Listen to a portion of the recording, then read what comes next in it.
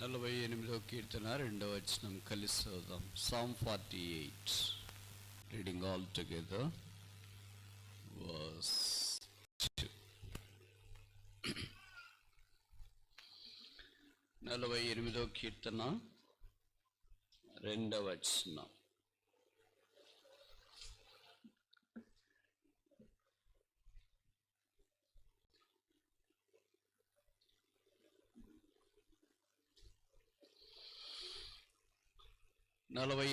కీర్తన మొదటి వచనం ఒక్కటి చాలు. మొదటి వచనం ఒక్కటి చదువుదాం. Psalm 48, reading all together, verse 1.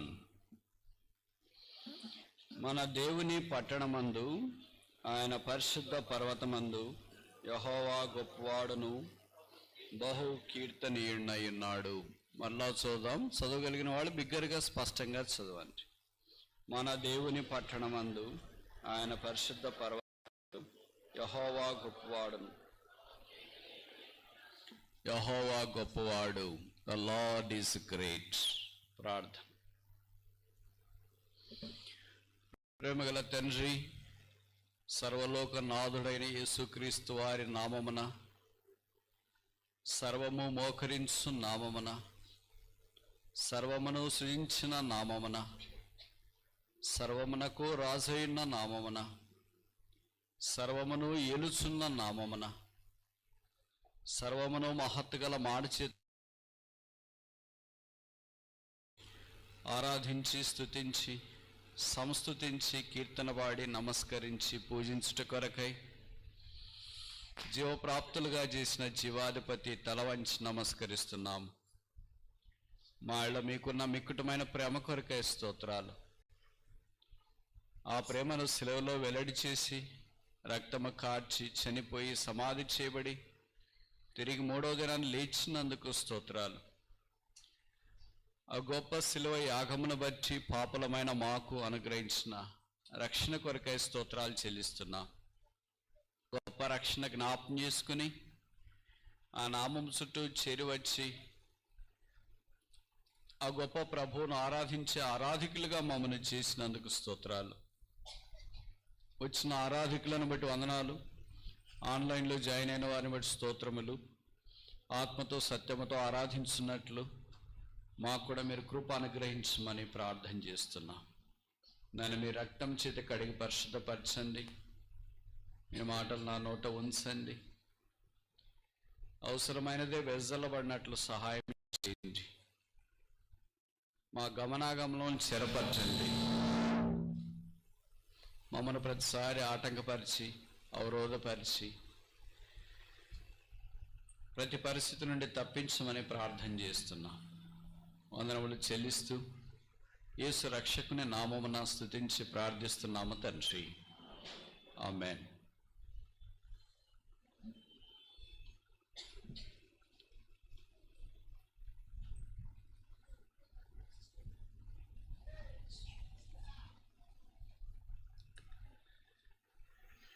మన ప్రభు పరిశుద్ధుడు, కీర్తనీయుడు. అన్ని యుగములలోనూ అన్ని తరములలోనూ ఆరాధనలకు యోగ్యుడు, స్తుతి కీర్తనలకు పాత్రుడు.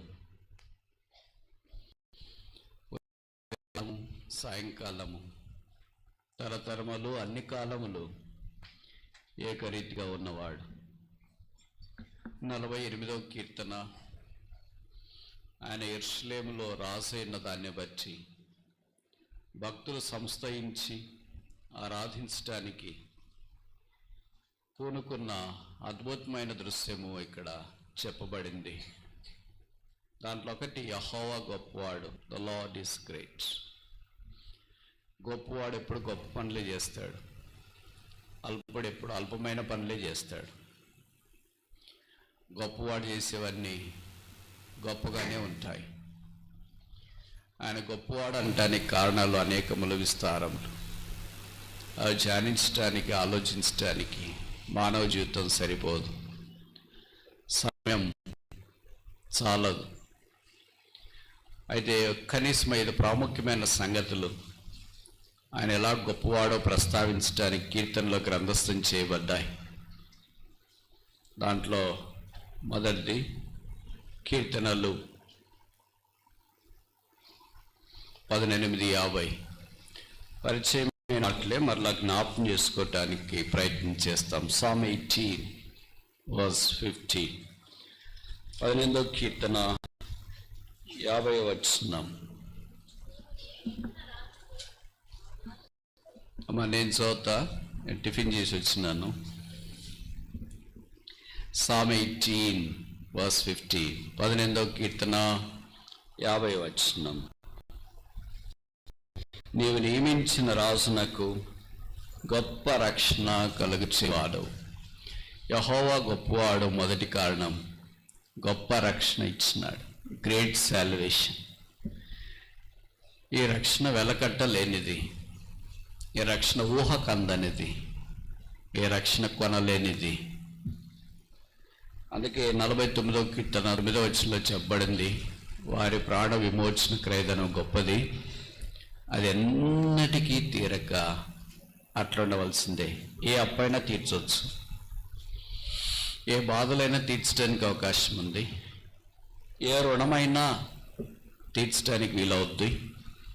యేసు ప్రభు వారు పాపులమైన మన కొరకై శిలువలో చెల్లించిన క్రయము, అదే తీర్చడానికి వీల్లేనంత గొప్ప రుణం. మనం ఆయనకు రుణస్థులమే. ఆ క్రయము అమూల్యం. బైబిల్లో రాయబడుతూ వచ్చింది,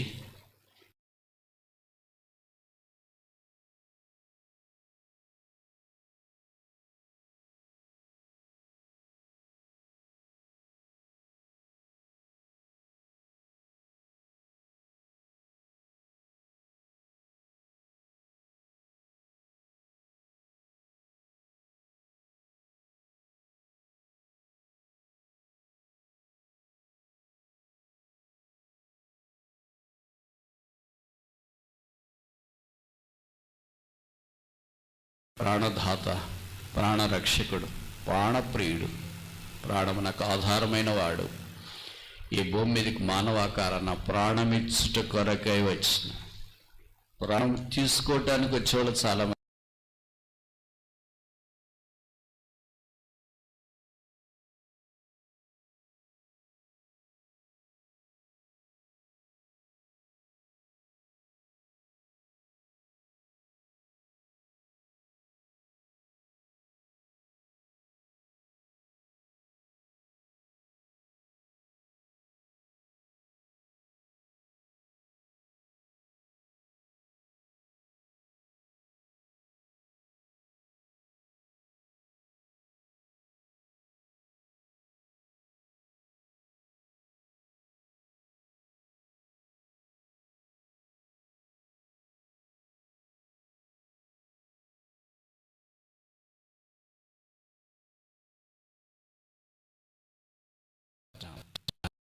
అందుకే యెషయా దీన్ని అన్నాడు, ఎటర్నల్ సాల్వేషన్, నిత్య రక్షణ అన్నాడు. వార్తల్లో చెప్పండి గ్రేట్ సాల్వేషన్, గొప్ప రక్షణ. హెబ్రీ పత్రికలో చెప్పండి గ్రేట్ సాల్వేషన్, గొప్ప రక్షణ. ఇది వర్ణించడానికి వీలు కాదు. పరలోకానికి వెళ్ళిన తర్వాత మాత్రమే దీని విలువ భవిష్యం మనకు అర్థమవుతుంది.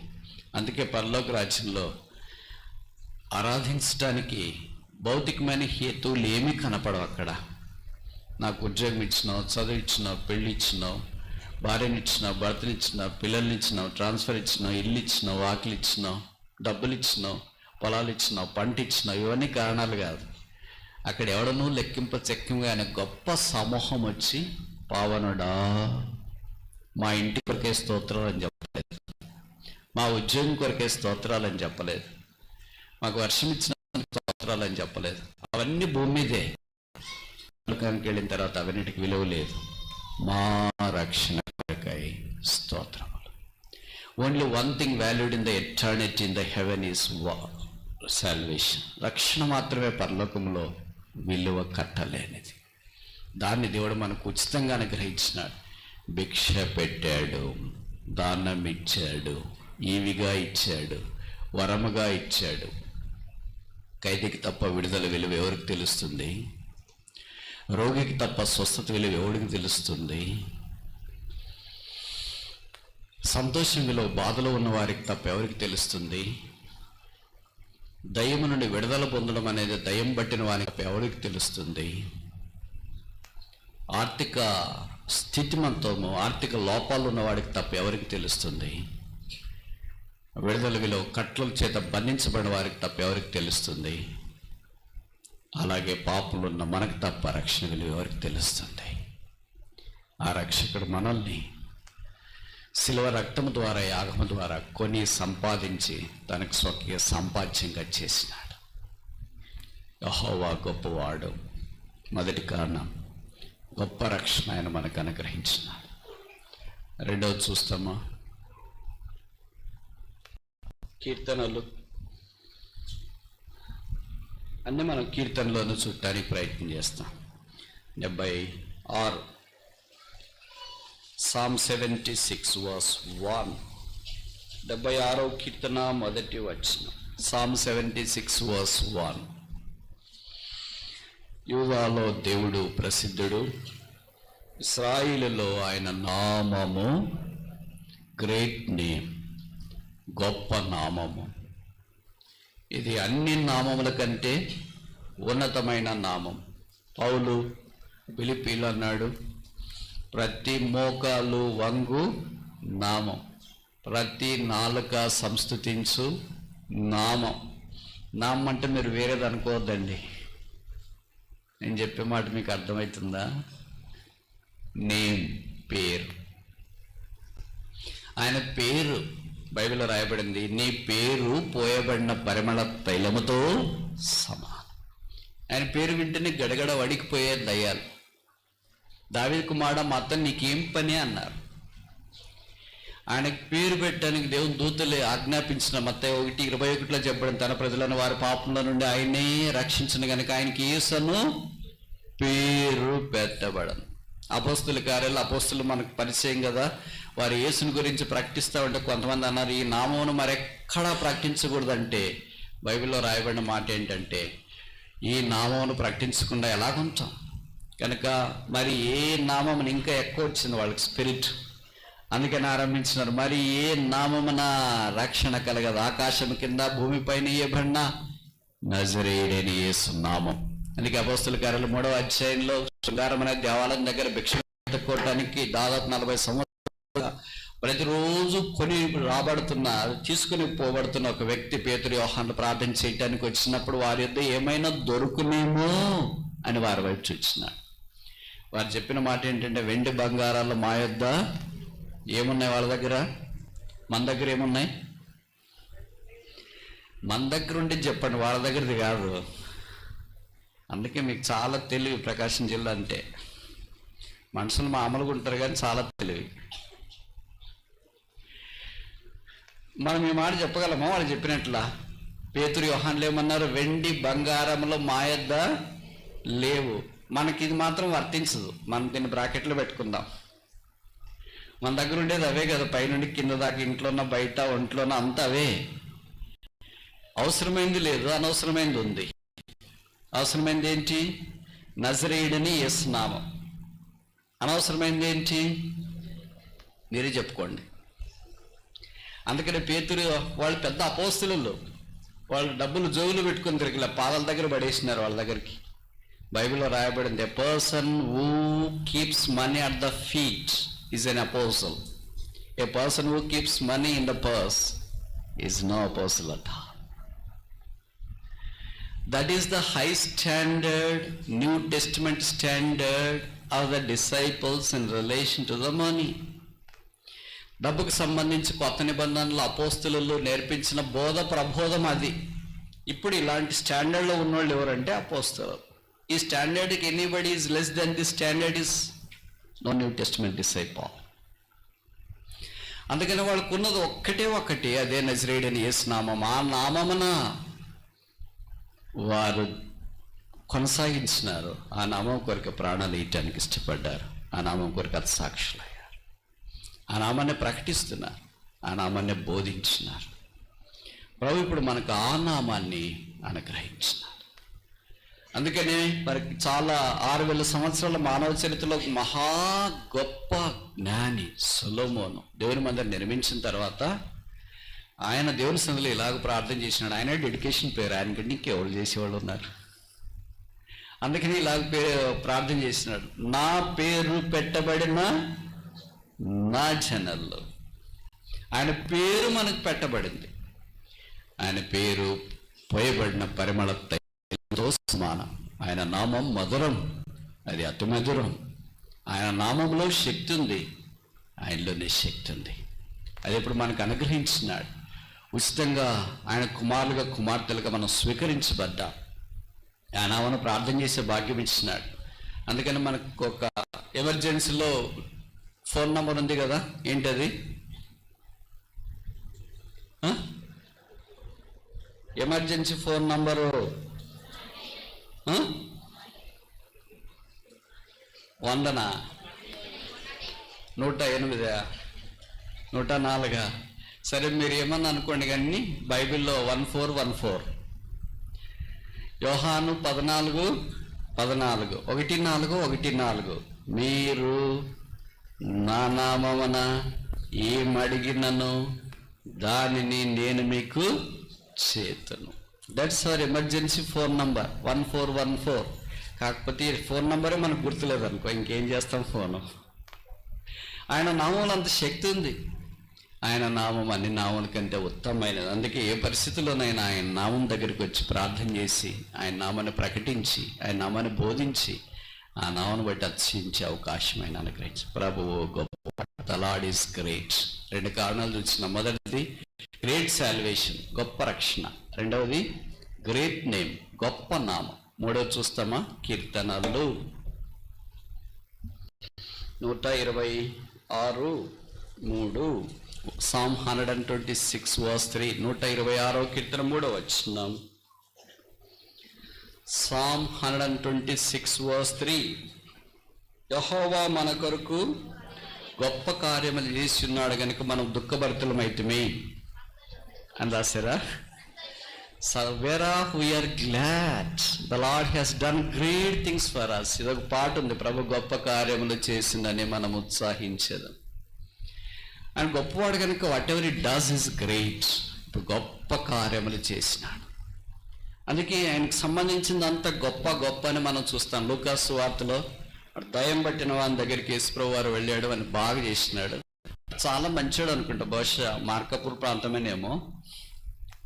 అందుకని యేసుప్రభు దగ్గరికి వచ్చినాడు, నేను మీతో పాటు వచ్చేస్తానండి, మీరు ఎక్కడికి వెళ్ళిన అక్కడ నా దయ్యం వెళ్ళగొట్టారు కదా, ఎవడు చేతకాలేదు, నా దయ్యాలు సేన పట్టిన దయ్యం అని దిగంబాడై చేతులకు సంకెళ్ళు వేసుకొని సమాధుల తోటలో బతుకుతున్న నా జీవితాన్ని మీరు బాగు చేసినానికి మిమ్మల్ని వదిలేసి నేను ఎక్కడ ఉంటా? అసలు మా ఇంట్లో వాళ్ళే నేను బాగా అవుతానంటే నమ్మలేరు తెలుసా? మా ఇరుగు పొరుగు మా స్నేహితులే అసలు నన్ను నమ్మలేరు. కనుక నేను మీతో పాటు వస్తానంటే వస్తానన్నాను ప్రభు వద్దన్నాడు, రానన్నాను ప్రభు రమ్మన్నాడు. అందుకని ప్రభు వాడితే ఏం చెప్పాడంటే, వద్దులే, ప్రభువు నీ యందు కనికరపడి చేసిన ఏ కార్యాలు? గొప్ప కార్యములు వెళ్ళి నీ ఇంటి వారికి తెలియచేయము. బైబిల్లో రాయబడింది. ఇంట్లో వాళ్ళకి చెప్పమని చెప్తే ప్రభు వారు ఇప్పుడు ఎంత మంచివాడంటే ఏళ్ళు అస్తమింగ టైపు, మనకు అస్తమింగ చూపిస్తే ఏళ్ళ దగ్గర కూడా మన టైపు. మీరు సర్వలోకమునకు వెళ్ళి సర్వ సృష్టికి ప్రకటించినంటే ఇంట్లోకి కూడా చెప్పము. అది ఏ మాట ప్రభు వాడికి చెప్పింటే అటు దేశమంతా చెప్పేసి వచ్చింటాడు అనుకుంటా. అలాంటి వాళ్ళని ఎందుకో ప్రభు అట్లాగ పెట్టేసి మనలాంటి వాళ్ళ దగ్గరికి వచ్చేసినాడు. మీరు దేశమంతా వెళ్ళి సువార్త ప్రకటించినంటే మన ఇల్లు కూడా దాటట్లేదు. వాడికి ఇంట్లో ఒక్కటే చెప్పరా నాన్న, నువ్వు అటు ఇటు ఎక్కడ తిరగొద్దానంటే బైబిల్లో రాయబడింది, వాడు వెళ్ళి డెకపొలి ఎందంతటా ప్రకటించారంభించాను. What evangelist was. అంటే దేవుని యొక్క గొప్ప కార్యం వారి జీవితంలో అంత ప్రస్ఫుటంగా ఉన్నాయి. అందుకే సంతోషం భరించలేకపోయారు. ఎవరైనా వెళ్ళి పట్టుకుని అడిగారంటే, ఏంటి ఇలాగ చెప్పేస్తున్నా అంటే, ఇప్పుడు నన్ను పట్టుకోవద్దు, ఇంతకుముందు దయ్యం పట్టినప్పటికంటే ఎక్కువ శక్తి ఇప్పుడు నాకు. దయ్యం పట్టినప్పుడు దయ్యాల శక్తి ఉంది, ఇప్పుడు ఎవరి శక్తి ఉంది? ప్రభు శక్తి ఉంది. ఆయన శక్తిమంతుడు, గొప్ప శక్తి అనుగ్రహించినాడు, గొప్ప కార్యం చేసినాడు. కనుక గొప్ప కార్యాల్లో రక్షణ, ఆ తర్వాత ఆయన కొరకు జీవించేది, ఇవన్నీ ప్రభు చేసిన గొప్ప కార్యాలు. 1, 2, 3, 4, 5 ఎన్నెన్ని వర్ణిస్తాం? ఈ జాబితా తరగదు. ఈ జాబితాకు ముగింపు లేదు, అంతం లేదు. ఆ జాబితా అలాగే ఉండవలసిందే. యెహోవా గొప్పవాడు. 4 చూస్తామా? కీర్తనలు 96.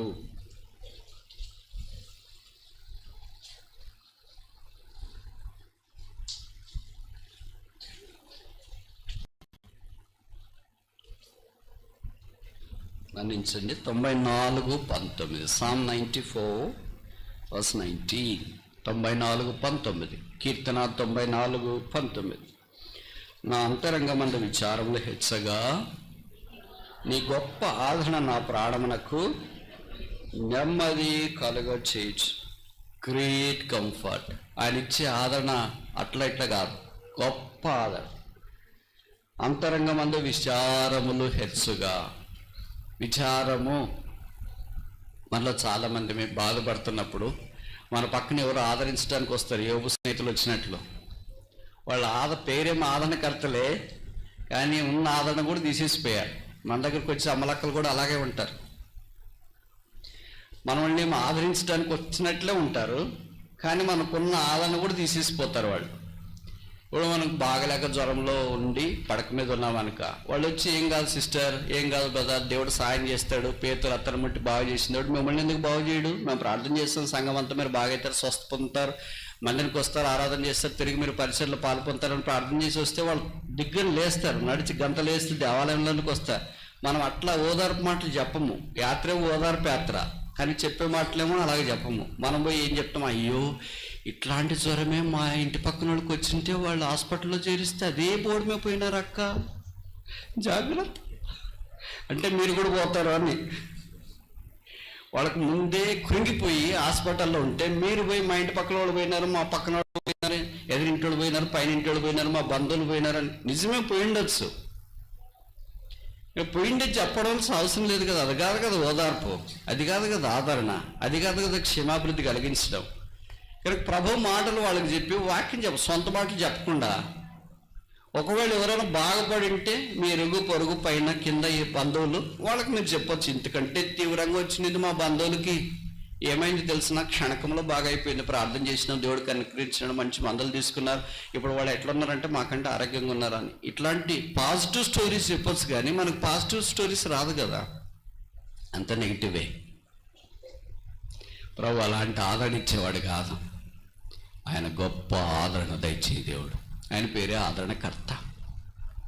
ఆయన సమస్త ఆదరణ అనుగ్రహించేవాడు.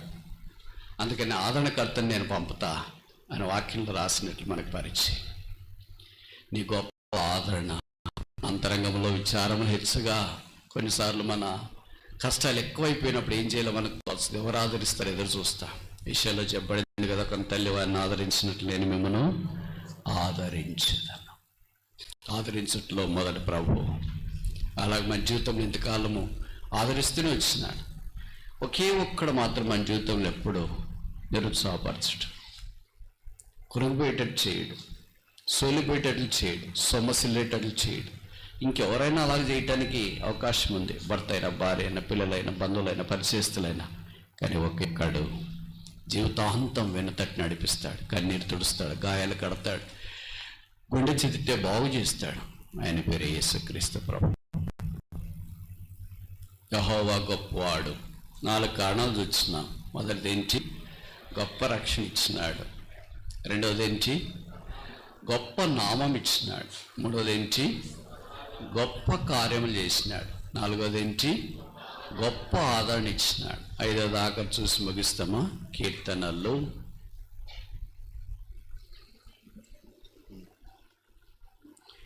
21:5. Psalm 21:5. 21వ కీర్తన 5వ వచనం.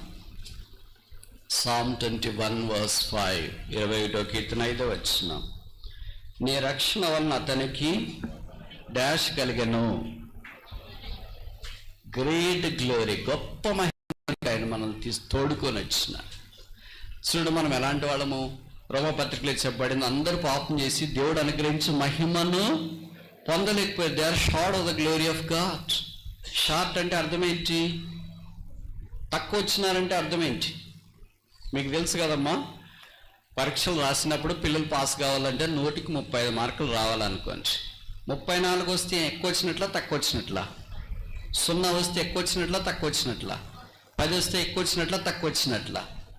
0 మొదలుకొని 34 వచ్చినా ఏమొచ్చినట్లు? తక్కువ వచ్చినట్లు. దేవుని మహిమ ఆ స్కేల్కి కూడా మనందరం తక్కువ వచ్చినాం. ఏం చేసినా, ఏ మంచి కార్యాలు చేసినా, ఏ బైబిల్ చదివినా, పాటలు పాడినా, ఏం పాడినా హృదయం సరిగా లేదు కనుక దేవునితో we were all short of his glory. ఆ 35 అనే దగ్గరికి రాలేకపోయా. అందుకే మహిమా స్వరూపైన దేవుడు, బైబిల్లో చెప్పబడింది ఆ మాట, ఈ భూమి మీదకి మానవుడిగా దిగి వచ్చినాడు. యోహాను 1:14 అనుకోండి, we beheld his glory, మేము ఆయన మహిమను కనుగొంటిమి. కృపాసత్య సంపూర్ణుడిగా ఈ భూమి మీదకి దిగి వచ్చినాడు, మహిమ కలిగి జీవించినాడు. ఆయన ఏం చేసినా మహిమే, ఆయనలో మహిమ ఉంది. రూపాంతర కొండ మీదకి వెళ్ళినప్పుడు ఆయన ముఖము మారిపోయిందంట. ఏ చాకలియు చలువు చేయలేని, శుభ్రం చేయలేనంత చక్కగా ఆయన వస్త్రాలు మార్చబడ్డాయి.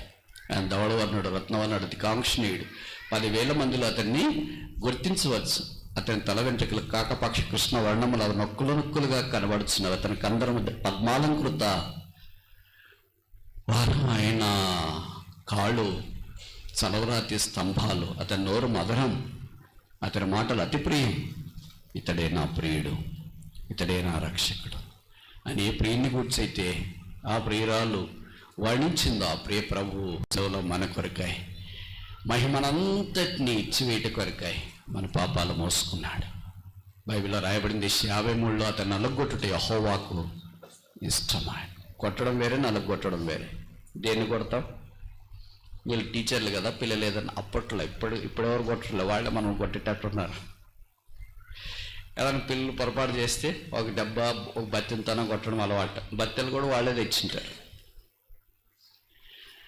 పొరపాటు చేస్తే కొడతాం. ఇప్పుడు కరోనా పీరియడ్లో అందరు ఇళ్ళ దగ్గర ఉంటారు కదా, మీకు చిన్న చిన్న పిల్లలు ఉంటే వాళ్ళు గోళ్ళ మీద క్రయాన్ అంటే బొగ్గుతా దాంతో రాసి గోళ్ళ పాడు చేస్తుంటారు. రాయొద్దురా రాయొద్దురా రాయొద్దురా అని చెప్తుంటా ఉదయనండి. ఎంత ఎక్కువ చెప్తాం అంత ఏం చేస్తారు పిల్లలు? ఏం చేస్తారమ్మా? మొబైల్ చూడొద్దురా చూడొద్దురా చూడొద్దురా అంటే ఏం చేస్తారు? టీవీ చూడొద్దురా చూడొద్దురా చూడొద్దురా, కళ్ళు పోతున్నాయి, ఇప్పటికి ఎర్రగా అయిపోయినా అంటే ఏం చేస్తారు? ఏది చేయొద్దంటామో దాన్ని ఇంకా 2 3 ఎక్కువ చేసేస్తుంటాం. అందుకే రాయొద్దు అంటే అలాగే రాస్తూ ఉంటే గోళ్ళన్నీ డిఫేమ్ అవుతాయి, అంటే రూప్ మారుతుంది కదా. అందుకే తల్లి వచ్చి తండ్రి వచ్చి ఒక దెబ్బ కొట్టారనుకో, వాడు ఏడుస్తూ అలాగే కూలబడతాడు. అప్పుడు ఏడ్చి ఏడ్చి ఏడ్చి వాళ్ళమ్మ తిందురా పడుకుందరా అన్న కూడా వాడు ఏమీ రెస్పాండ్ కాకుండా స్పందించకుండా ఉన్నాడు అనుకో, తల్లి హృదయం అలాగే మైనం వల్ల కరిగిపోద్ది. అయ్యో నా కొడుకు ఆడుస్తున్నాడు, ఊరికే కొట్టేసేనే అని. ఒక దెబ్బ పొరపాటు చేసి కొడితేనే 9 నెలలు మోసిన తల్లి గర్భం భరించలేకపోతే దేవుడు తన ఏకైక కుమారుణ్ణి, ప్రియ కుమారుణ్ణి, ముద్దుల కుమారుణ్ణి, దావీదు కుమారుణ్ణి, తనతో పాటు నిత్యమున్న కుమారుణ్ణి, పాపము లేని కుమారుణ్ణి, అవినీతి చూపించిన కుమారుణ్ణి, అందమైన కుమారుణ్ణి, ఈయన నా ప్రియ కుమారుడు, ఈయన ఎందుకు నేను ఆనందిస్తున్నానని ఏ కుమారుని గురించి అయితే ఆకాశం చీల్చబడి పరలోకం నుండి శబ్దం వచ్చింది, ఆ కుమారుణ్ణి శిలువ మీదకి అప్పగించి ఆయన మీద తల మీద ముళ్ళ కిరీటం ఉంచిన, ముఖం మీద ఉమ్మి వేసిన, చేతుల్లో మేకులు కొట్టిన, దేహమంతా కోడతో దున్నిన, ప్రక్కలో బల్లెలతో పొడిచిన, కాళ్ళలో మీద కొట్టిన కుమారుడా ఎవరు కొట్టారు అని అడగలేదు. ఎందుకు కొట్టారు అని అడగలేదు. ఎక్కడ కొట్టారు అని అడగలేదు. ఎలా కొట్టారు అని అడగలేదు. మన పిల్లలు స్కూల్కి పంపించిన మనకు స్కూల్ నుండి వాడు ఏడుస్తూ వస్తే ఏంట్రా ఏడుస్తున్నావు అని అంటాం. కొట్టారు అని అన్నాడు అనుకో, మనకంతా కోపం ఉక్రోషం. ఎవరు కొట్టారు, ఎక్కడ కొట్టారు, ఎట్లా కొట్టారు?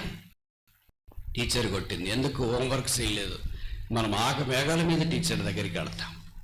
9 నెలలు మోసి కన్నా నీ కుమారుని టీచర్ హోంవర్క్ చేయకపోతే ఒక దెబ్బ కొడితే నీ పేగలు తరక్కపోయాయి, నీ కోపం తారాస్థాయికి వచ్చింది. దేవుడు తన కుమారుని రోమీలు 39 కోడా దెబ్బలు కొడుతుండగా కొట్టొద్దు, నా కొడుకు ఏం తప్పు చేయలేదు అని చెప్పలేదు. అలాగే చెబితే ఇది నన్ను ఆరాధించడానికి మనం రాలేము. మొదటి దెబ్బ, 2వ దెబ్బ, 3వ దెబ్బ, 4వ దెబ్బ కొడుతుండగా ఏ తండ్రి అయినా చూస్తాడా? ఏ తల్లి అయినా చూస్తుందా? ఎవరైనా వాడి దగ్గరికి అడగకుండా ఉంటారా? కొట్టొద్దు, నన్ను కావాలంటే కొట్టండి, కానీ నా కొడుకుని కొట్టొద్దు, నా కూతుర్ని కొట్టొద్దు అనే తల్లిదండ్రులు ఎంతమంది లేరు. ఈ బాధ నా కొడుకుకి, నా కూతురికి వచ్చింది, మాకు వచ్చినా ఎంత బాగుండని అంగలార్చే తల్లిదండ్రులు భూమి మీద లేరా? అయితే దేవుడు తన కుమారుని సెలవులో కొడుతున్నప్పుడు ఆయన మౌనం వహించిన. బైబిల్లో రాయబడింది, అతను నలుగుగొట్టుట యెహోవాకు ఇష్టమా. కొట్టి కొట్టి కొట్టి కొట్టి ఆయన దేహం అంతా చిత్రవదగా చేయబడి, బైబిల్లో రాయబడింది, స్వరూపమైనను సొగసైనను లేకుండా ఆయన చేయబడి వికారుడుగా మార్చబడను. చనిపోయిన ప్రతి మనిషిని, శవాన్ని గుర్తించడానికి అవకాశం మీరు చూసుంటారు కదా. మీకు పరిచయం వాళ్ళు ఎక్కడైనా చనిపోయినారని తెలిస్తే చాలా బాధపడతారు. అయినా కడసారి చూసి వస్తామని వెళ్తారు. చూసిన తర్వాత బయటకు వచ్చేటప్పుడు ఏంటమ్మా చూసి వచ్చారు? అయ్యో, గుర్తుపట్టడానికి వీలు కాదక్క, ముఖం అంత ఇలాగైపోయింది, కళ్ళన్నీ పచ్చగా అయిపోయినాయి, చేతులన్నీ ఇలాగైపోయి అంతా కప్పేశారు, ముఖం మాత్రం అలాగ ఉంచేస్తారు. అబ్బా, ఎలాగైపోయిందో, ఎలాగ మారిపోయాడు. ఒక మనిషి చనిపోతే రోగంతోనో, బాధతోనో, యాక్సిడెంట్తోనో, అపాయంతోనో గుర్తుపట్టడానికి వీలు కాకపోతే, దేవుడు తన కుమారుని శిలువలో కొట్టినప్పుడు, మొత్తినప్పుడు, అప్పగించినప్పుడు గుర్తించడానికి వీలు లేకుండా రూపినిగా శిలువలో మార్చినాడు. మహిమకు తక్కువ వచ్చిన మనల్ని మహిమలో తీసుకుని వచ్చుట కొరకాయ ఆయన రక్తము కార్చి చనిపోయి సమాధి చేయబడి తిరిగి లేపబడడం ద్వారా ఇప్పుడు మహిమకు వెలపట్టున్న మనము, మహిమకు దూరమైన మనము, మహిమకు తక్కువ వచ్చిన మనము ఇప్పుడు ఆయన మహిమలో తెచ్చి, అందుకే యేసుక్రీస్తు ప్రభుని ఎందుకు వచ్చినారు ఈ భూమి మీదకని దేవదూతలు అడిగితే, హెబ్రీ పత్రికలో చేయబడిన అనేకులైన కుమారులను మహిమలోనికి తెచ్చట కొరక. ఏం చూసి మమ్మల్ని ప్రేమించిన, ఎందుకు మా దగ్గరికి వచ్చినా, ఎందుకు మా ఊరికి వచ్చినా, ఎందుకు మా కొరకు భూమి మీదకి దిగి వచ్చినా, ఎందుకు మా కొరకు సెలవులో చనిపోయినా, ఎందుకు మా కొరకు రక్తంగా వచ్చినా, మేము మీ కులమా, మీ ప్రాంతమా, మీ అందమా, మీ ఐశ్వర్యమా, మీ వల్లే పరలోక రాజ్యం ఉండేవారమా, మీ అంత గొప్పోడమా, మీ పేరు పలకడానికి కూడా, ఉచ్చరించడానికి కూడా ఈ నోరు యోగ్యమైనది కాదే. అలాంటి నామాన్ని మాకు ఇచ్చిన, ఏమి తెలిసి ప్రేమించిన. ఆయన ప్రేమకు అంతు లేదు, హద్దు లేదు, పరిమితి లేదు. ఆయన ప్రేమ ఉన్నతమైనది. ఆ పాదపీఠ మీదట సాగిలపడి పాత నిబంధనలో భక్తులు ఈ మాటలు రాస్తున్నప్పుడు, యెహోవా గొప్పవాడని రాస్తున్నప్పుడు, గొప్ప రక్షణను రాసినప్పుడు, గొప్ప నామమని రాసినప్పుడు, గొప్ప కార్యములను రాసినప్పుడు, గొప్ప ఆదరణను రాసినప్పుడు, గొప్ప మహిమను రాసినప్పుడు, యేసు ప్రభు వారి భూమి మీదకి మానవుడిగా క్రిస్మస్ లేదు. యేసు ప్రభు ఈ భూమి మీద అద్భుతాలు చేయలేదు. అప్పుడు గుడ్ ఫ్రైడే లేదు, శుభ శుక్రవారం లేదు, అప్పుడు యేసు ప్రభు తిరిగి లేచిన పునరుద్ధానము లేదు.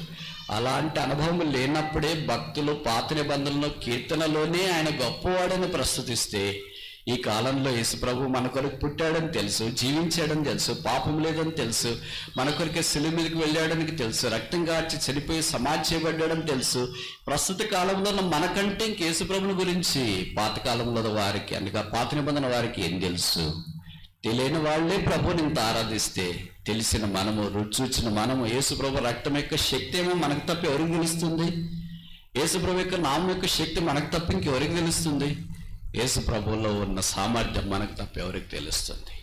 అందుకనే పరలోక సైన్య సమూహంతో మనం కూడా చేరి, పావనుడా మా రక్షణ కొరకే స్తోత్రములను విమోచించబడిన ఆత్మ ఈ దినాన ఆయన సింహాసనం మీదట సాగిలపడి పాదపీఠ మీదట మోకరించి తమ ఆరాధనల సింహాసనం మీద ఆ రక్షకుని, విమోచకుని, గొప్ప దేవుడిని ఆశీర్వదించును గాక.